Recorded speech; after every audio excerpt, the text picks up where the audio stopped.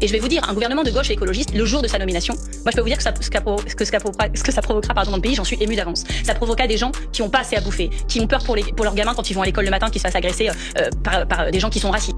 Ah oui, ça fait bégayer de dire des âneries. Alors, Marine Tondelier prétend que les racistes, comprenez les blancs de droite, attaqueraient les enfants sur le chemin de l'école. Alors, voyons si les vilains blancs sont les plus criminels. Et pitié les gauchistes, prenez des notes parce que j'en ai vraiment marre de me répéter. J'aurais pu dire que si Madame Tondelier nie le consensus, c'est à elle d'apporter les preuves de ce qu'elle avance, mais on aurait attendu très longtemps. La réalité observable prouve le lien entre immigration et insécurité. Et les chiffres à notre disposition le prouvent. Et de toute évidence, si les statistiques ethniques allaient dans le sens des gauchistes, elles existeraient. Madame Tondelier devrait être un tout petit peu honnête. Les étrangers sont surreprésentés dans les agressions S, dans les vols, dans les cambriolages, dans les trafics de drogue. Ce n'est pas moi qui le dis, c'est le ministère de l'Intérieur. Et puisqu'elle parle de nos enfants, allons-y, parlons-en. Il y a beaucoup d'enfants qui vont à l'école en transport en commun. Prenons l'exemple de l'Île-de-France. 93% des vols et 63% des agressions S dans les transports parisiens en 2023 sont le fait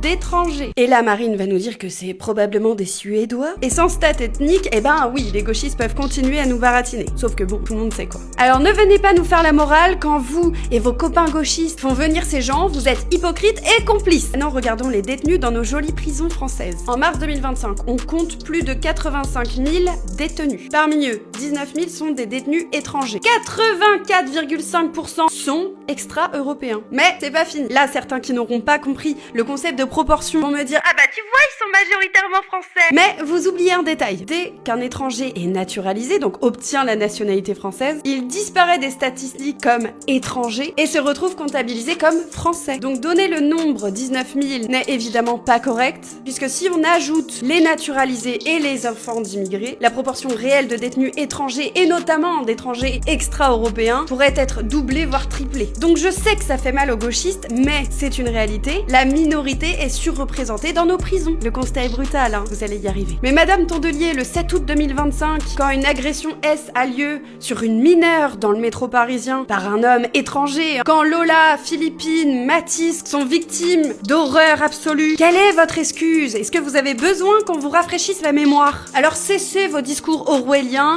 cessez de nier le racisme anti-blanc. Tout le monde sait que les victimes sont en majorité blanches, et tout le monde sait surtout qui sont les plus violents. Voilà Marine, les chiffres ne trompent pas.